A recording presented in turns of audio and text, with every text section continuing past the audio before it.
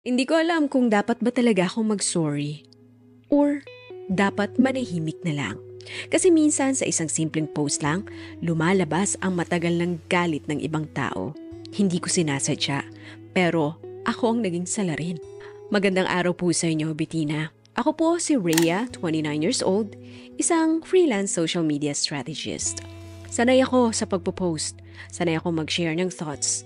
Hindi ako madrama, pero may mga araw talaga na gusto ko lang magsalita para sa sarili ko. Isang gabi after ng meeting, pakiramdam ko, dinedma ako ng lahat.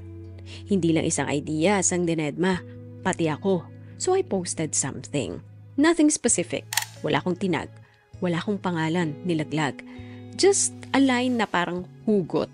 Pero more of reminder para sa sarili ko. Sabi ko, sometimes you outgrow people when you stop shrinking to fit their comfort.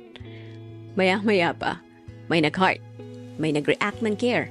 Then suddenly, may nag-comment. Short lang.